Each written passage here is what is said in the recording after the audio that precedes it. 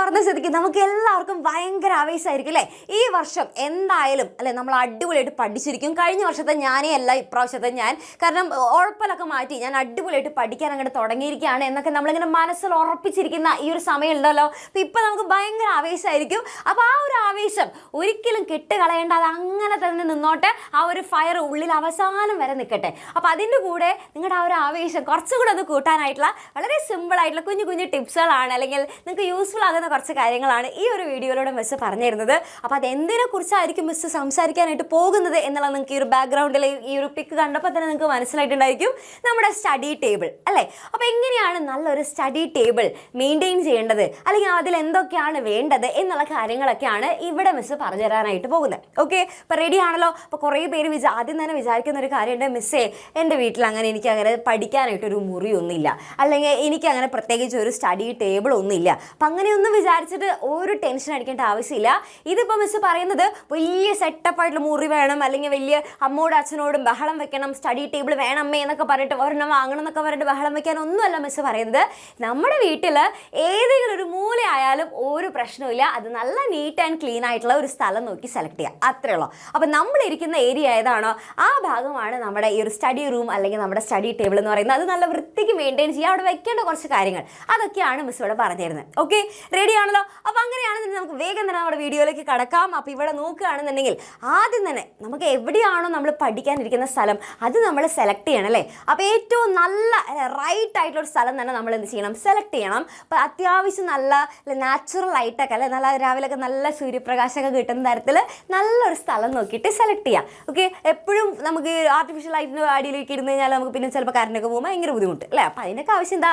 രാവിലേക്ക് ആണെന്നുണ്ടെങ്കിൽ നല്ല നാച്ചുറൽ ലൈറ്റൊക്കെ കിട്ടുമ്പോൾ നമുക്കൊരു ഉന്മേഷമൊക്കെ ആയിരിക്കുമല്ലോ. അപ്പോൾ നല്ല ലൈറ്റൊക്കെ നാച്ചുറൽ ലൈറ്റൊക്കെ കിട്ടുന്ന സ്ഥലം നോക്കി സെലക്ട് ചെയ്യുക. പിന്നെ ശ്രദ്ധിക്കേണ്ട കാര്യം എന്ന് വെച്ച് കഴിഞ്ഞാൽ നമ്മുടെ ബെഡിൻ്റെ ഒക്കെ അടുത്ത്, ഇതേപോലെ ബെഡിൻ്റെ ഒക്കെ അടുത്ത് എന്താണ് നമ്മുടെ സ്റ്റഡി ടേബിളൊക്കെ സെറ്റ് ചെയ്ത് കഴിഞ്ഞാൽ നമുക്കങ്ങനെ ബെഡ് കാണുമ്പോൾ എന്ത് തോന്നും? ഉറക്കം വരും. അപ്പോൾ അങ്ങനെ ബെഡിൻ്റെ അടുത്ത് നിന്നൊക്കെ കുറച്ചൊക്കെ ഒന്ന് മാറിയിരിക്കുക. പിന്നെ അതേപോലെ ടി വിൻ്റെ അടുത്തൊന്നും അധികം വേണ്ട. അപ്പോൾ അതൊക്കെ ആകുമ്പോൾ നമുക്കിങ്ങനെ ഡിസ്ട്രാക്ഷൻസ്, നമ്മുടെ മനസ്സൊരു പാവം മനസ്സാണല്ലോ. അപ്പോൾ അതുകൊണ്ട് നമുക്കിങ്ങനെ ഇടയ്ക്കിടയ്ക്ക് ഒരു ചാഞ്ചാട്ടം അങ്ങോട്ട് വന്ന് പോവും അല്ലേ? നമ്മൾ അത്രയും പാവമുള്ള ആൾക്കാരായതുകൊണ്ടാണ്. അപ്പോൾ അതുകൊണ്ട് നമ്മൾ എന്ത് ചെയ്യണം? ആ ഡിസ്ട്രാക്ഷൻസ് നമ്മൾ തുടക്കത്തിലേ അങ്ങോട്ട് ഒഴിവാക്കുക.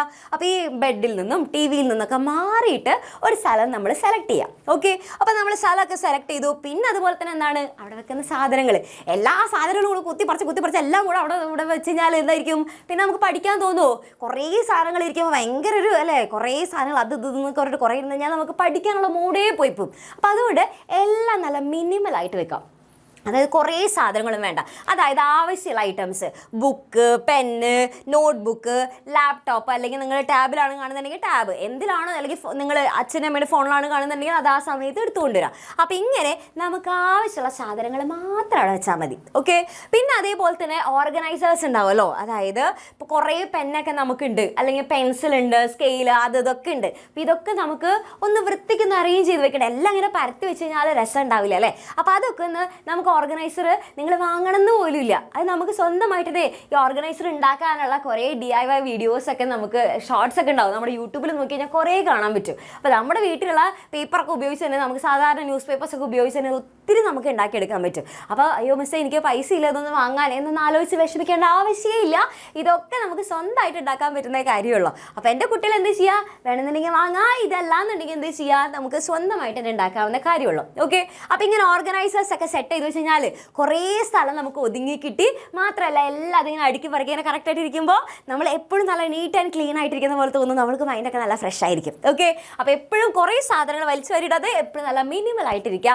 പിന്നെ അതേപോലെ തന്നെ നമുക്ക് പല പല ഡ്രീം ഉണ്ടായിരിക്കും അല്ലേ? നമുക്ക് അല്ലേ നമ്മുടെ ഡ്രീം എന്താണ്, അല്ലെങ്കിൽ നമുക്ക് എന്താ പറയുക, നമുക്ക് ഇഷ്ടമുള്ള കാര്യങ്ങൾ, അല്ലെങ്കിൽ നമ്മൾ പഠിച്ച കാര്യങ്ങളിൽ ഇമ്പോർട്ടൻ്റ് ആയിട്ടുള്ള കാര്യങ്ങൾ, ഇതൊക്കെ നമുക്ക് ഇതേപോലെ ഈ സ്റ്റിക്കി നോട്ട്സ്, അധികം പൈസ ഒന്നുമില്ല സ്റ്റിക്കി നോട്ട്സിന്, അതൊക്കെ വാങ്ങാൻ കിട്ടും. അപ്പോൾ അതൊക്കെ അല്ലെങ്കിൽ നിങ്ങൾ വേണമെങ്കിൽ ഒട്ടിച്ച് വെച്ചോ.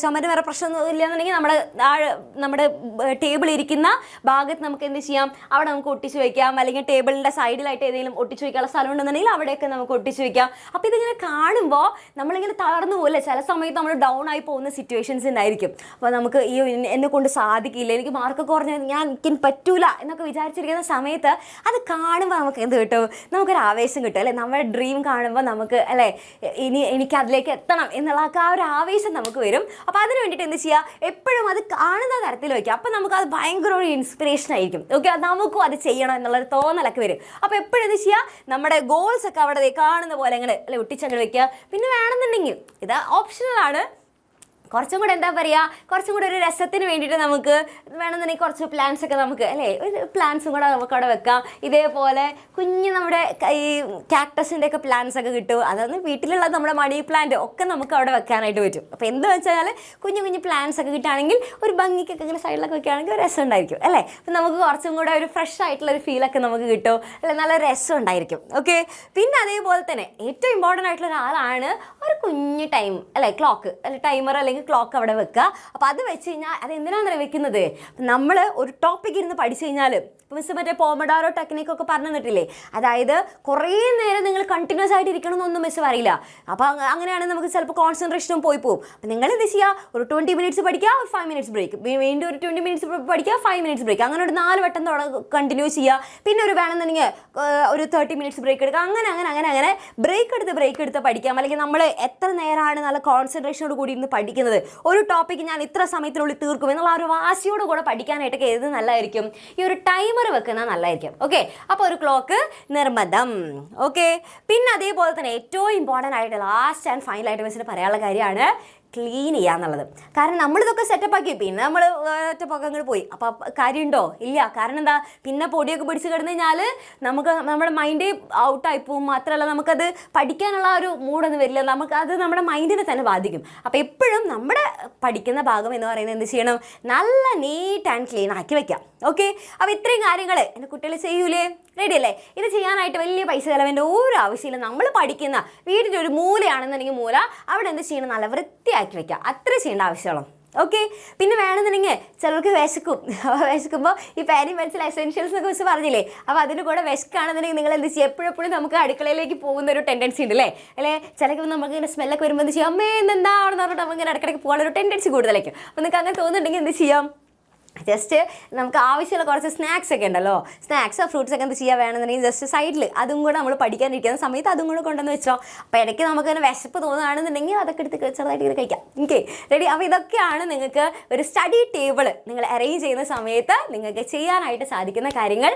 അപ്പോൾ ഈ ഒരു വീഡിയോ നിങ്ങൾക്ക് എല്ലാവർക്കും യൂസ്ഫുൾ ആയെന്നാണ് മിസ് വിചാരിക്കുന്നത്. ഇനി ഇത് മാത്രം പോരാ അല്ലേ, അപ്പം അതായത് ഇപ്പം നമ്മളിപ്പോൾ സ്റ്റഡി ടേബിളൊക്കെ റെഡിയാക്കി വെച്ചു, പക്ഷേ സ്റ്റഡി മാത്രം ഇല്ലാണ്ടായി കഴിഞ്ഞാൽ കാര്യമുണ്ടോ, പിന്നെ ഈ സ്റ്റഡി ടേബിളൊക്കെ റെഡിയാക്കി വെച്ചതിന് കാര്യമുണ്ടോ, ഇല്ല. അപ്പം നിങ്ങൾക്ക് ഇനി അടിപൊളിയായിട്ട് പഠിക്കണം അല്ലേ, ഇനിയെങ്കിലും മിസ് എനിക്ക് നന്നായിട്ട് പഠിക്കണം, നിങ്ങൾക്ക് അതിനൊരു സപ്പോർട്ട് വേണം. കറക്റ്റായിട്ട് ഇപ്പം നമ്മളെല്ലാതും കറക്റ്റായിട്ട് ഓർഗനൈസ് ചെയ്ത് വെച്ചു അല്ലേ, അതേപോലെ ഓർഗനൈസ് ചെയ്ത് നല്ല ടൈം ടേബിൾ അനുസരിച്ച് സിസ്റ്റമാറ്റിക് ആയിട്ട് നിങ്ങൾക്ക് പഠിച്ചു പോകണമെന്നുണ്ടെങ്കിൽ അതിന് വേണ്ടിയിട്ട് നിങ്ങളെ ഹെൽപ്പ് ചെയ്യാനുള്ളതാണ് നമ്മുടെ എക്സാമിനറുടെ ബാച്ചസ് എന്ന് പറയുന്നത്. അപ്പം നിങ്ങൾക്കുള്ള ബാച്ച് ഏതാണെന്ന് അറിയണ്ടേ, അതാണ് നമ്മുടെ 6ാം ക്ലാസ്സിൻ്റെ യുവ ബാച്ച് എന്ന് പറയുന്നത്. അപ്പോൾ ഈ ഒരു 6ാം ക്ലാസ്സിൽ നമുക്ക് പഠിക്കാനുള്ള എല്ലാ കാര്യങ്ങളും ഫുള്ള് സെറ്റാക്കി, പ്രത്യേകിച്ച് നമുക്കറിയാം പുതിയ സിലബസ് ആണ്. അപ്പോൾ അതുകൊണ്ട് തന്നെ ഒരുപാട് കാര്യങ്ങൾ നമുക്ക് പുതുതായിട്ട് അറിയാനുണ്ടായിരിക്കും.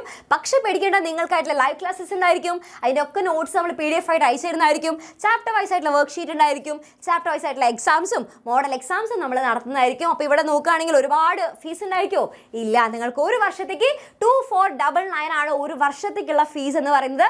നമ്മുടെ ഫാമിലിയുടെ ഭാഗമാവാൻ നിങ്ങൾ റെഡി ആണെന്നുണ്ടെങ്കിൽ വേഗം തന്നെ എൻ്റെ കുട്ടികൾ എന്ത് ചെയ്യുക, വേഗം തന്നെ കമൻറ്റ് ബോക്സിൽ കമൻറ്റ് ചെയ്യുക. അപ്പോൾ അടിപൊളിയായിട്ട് എന്ത് ചെയ്യാം, ഈ ഒരു വർഷം നമുക്ക് ഫുള്ള് സെറ്റായിട്ട് പഠിക്കാം.